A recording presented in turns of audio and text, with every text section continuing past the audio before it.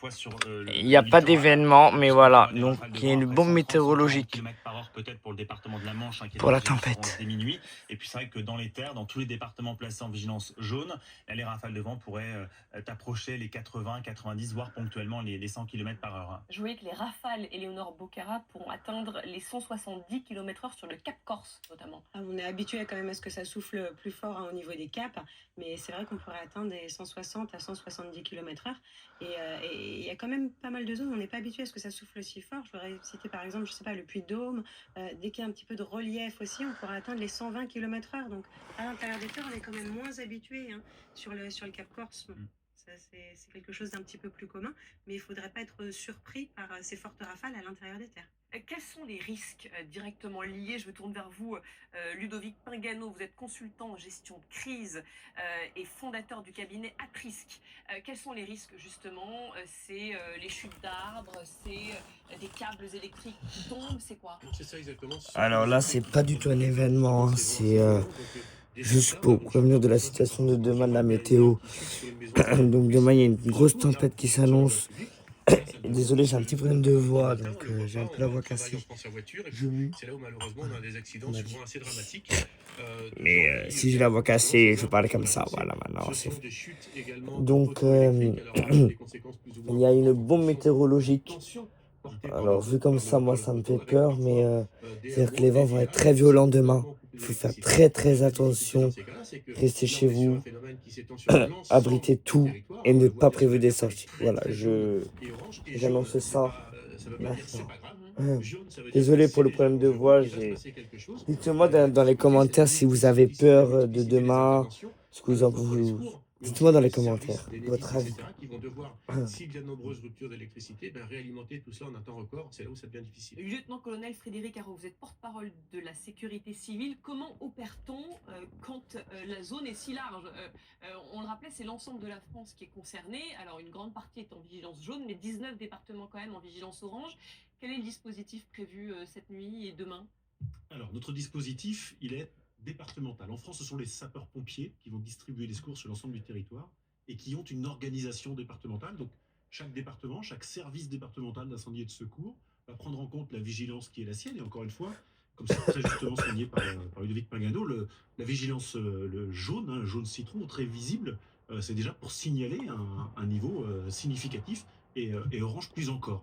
Et donc, le service départemental va mettre en place en amont un renforcement éventuellement de personnel, notamment pour la prise d'alerte. On va avoir un afflux d'appels potentiellement au moment de la tempête, et puis après organiser la distribution des secours avec des reconnaissances, faire en sorte que on ait des véhicules qui aillent repérer si des interventions sont nécessaires ou pas, prioriser et adapter cette distribution des secours en conséquence. La nuit va être longue a priori pour vous? Oui, alors les secours sont là pour ça. On a des unités qui travaillent H24, qui sont préparées. Et puis au niveau national, on va aussi surveiller l'activité. On va récupérer la remontée d'informations du terrain pour éventuellement voir dans quelle zone la tempête pourrait avoir plus significativement touché, impacté, et donc une zone qui pourrait avoir besoin de matériel supplémentaire. Et c'est là le rôle de la sécurité civile, d'aller en renfort avec des unités militaires, avec des moyens de pompage, et d'aller aider localement les sapeurs-pompiers pour renforcer. Donc vous n'avez pas de chiffres à nous donner ce soir pour l'instant sur le nombre d'hommes, de personnes mobilisées cette nuit, demain? Non, parce qu'en plus, ce chiffre est fluctuant, c'est-à-dire que cette tempête qui va arriver par l'ouest et qui va se décaler vers l'est, les services vont adapter en conséquence le pic et l'afflux, et puis va l'adapter aussi au moment critique. On sait que le matin, de 7h à 9h, on a des déplacements vers les écoles, vers le travail, donc on va renforcer à ce moment-là, etc., pour aussi adapter au mouvement de population. Donc ce chiffre, il évolue heure par heure en fonction de tout ça. Sachant que c'est vers 7h, en tout cas les rafales de vent les plus violentes, globalement dans le sud-ouest de la France, entre la Vendée, les Deux-Sèvres, les Deux-Charentes, la Gironde, les Landes, les On sera dans un instant d'ailleurs avec le maire de Lacanau qui se prépare. On sera vraiment là dans le dur de la tempête. À 7h du matin, vous dites? À partir de 6h, en tout cas, ces départements du sud-ouest sont placés en vigilance orange, tout comme le Nord, le Pas-de-Calais, la Somme, également placés dès 6h demain matin en vigilance orange. Il n'y a en fait que la Manche et le Puy-de-Dôme qui sont placés dès minuit ce soir en vigilance orange. Donc c'est vrai qu'on surveille la situation cette nuit, mais le vent va véritablement s'accélérer en fin de nuit et demain matin. Gaël Musquet, vous êtes météorologue, spécialiste de la prévention des risques naturels. On voyait là le maire de Biarritz, notre reporter a pu l'interviewer, qui mettait tout simplement des sacs de sable d'une tonne chacun, une centaine, il disait, sur le littoral. Ça suffit à protéger les côtes? Ça atténue, donc on va avoir ces effets comme ça un peu ponctuels qui vont permettre d'atténuer un peu la force de l'eau. Ce qu'il faut vraiment retenir aujourd'hui, c'est on a un phénomène qui va être quand même très puissant aux heures où les personnes vont travailler. Donc, si les entreprises et les collectivités peuvent permettre à leurs salariés de télétravailler, c'est une bonne décision pour éviter d'exposer les publics à des routes qui sont dangereuses. La SNCF n'y échappe pas, elle a annulé tout ou partie du trafic sur certaines parties du territoire.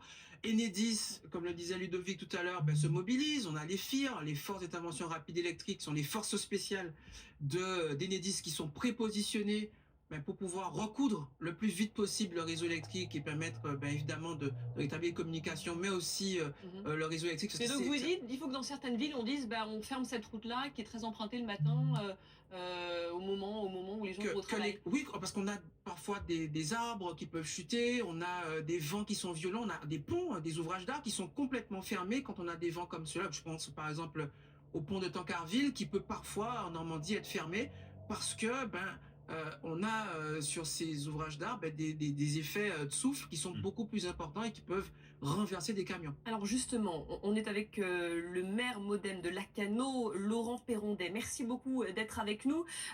Lacanau qui fait partie d'une zone qui risque d'être particulièrement touchée. On attend des vents à environ 130 km/h ces prochaines heures. Comment vous vous préparez? Quels sont les messages que vous avez envie de donner à vos administrés? Oui, bonsoir à tous. Alors, c'est déjà un beau travail de préparation et dans ces cas-là, quand on est prévenu, on a eu un épisode en juin où un cyclone nous a frappé et on a été très surpris, donc on a perdu une partie de notre massif. Sur ces tempêtes qui sont prévues, nous, il faut toujours qu'on se prépare au scénario du pire et nos équipes elles sont en place pour que justement, demain matin, quand ça va souffler le plus aux alentours de 110-120 km/h, on soit prêt à intervenir pour assurer la sécurité des biens et des personnes. On est inquiet sur deux sujets, le massif forestier bien sûr, c'est 19 000 hectares sur la commune, mais aussi sur les problématiques d'érosion, puisqu'on aura un coefficient à 80 et des vagues à 6 mètres 50, 7 mètres. Donc on va regarder attentivement ce qui va se passer au pied de l'ouvrage qui protège le front de mer à la Canocéan. Et alors, qu'est-ce que vous avez prévu concrètement pour protéger les habitants de Lacanau? Alors, on a une côte qui est haute, c'est l'ouvrage est en danger. Aujourd'hui, on a passé tous les messages de prévention toute la journée, des alertes de préfecture. Donc tout le monde est au courant qu'il va y avoir ce gros coup de vent. On a encore aussi beaucoup de touristes pendant les vacances de la Toussaint. Donc il y a un gros travail avec les hébergeurs qui est fait sur la prévention. On va les éviter, on va fermer les pistes cyclables. On prend des arrêtés d'interdiction d'accès aux plages, ce qui pourrait être très très dangereux pour ceux qui s'y risqueraient, en particulier dans la journée de demain. Et puis on mobilise aussi tous les agents de la ville, on fait le plein des camions, on aiguise les tronçonneuses. C'est ce qui nous est arrivé en juin. On a eu besoin d'évacuer beaucoup de bois sur les routes et on demande aux gens de rester chez eux le maximum possible, d'être très vigilants et de regarder, d'observer toutes les alertes météo tout au long de la nuit, mais aussi demain matin. Ces consignes, généralement, elles sont respectées? Oui, bien sûr, parce qu'on est habitué à avoir des coups de tabac sur l'Atlantique, donc en général, elles sont bien respectées. Il y a toujours le verlu qui sortent, mais quand on a les pins en travers des routes, effectivement, vous arrêtez au premier. Vous voyez bien qu'il y a un problème. Donc on est plutôt rompu à ce genre d'exercice. Les services de secours et les SDIS sont aussi prêts à intervenir. Et nos agents et les élus et les réserves communales, on est prêts à déclencher aussi notre plan communal de sauvegarde si les prévisions les vents sont supérieurs aux prévisions et qu'il y a vraiment des grosses problématiques. Après, on sait se préparer parce qu'on a vraiment l'habitude. C'est ce qui était arrivé en 2014 où là, vraiment, les tempêtes avaient commencé à cette époque-là et avaient fini au mois de mars. C'est ce qui avait entraîné de gros dégâts sur la station.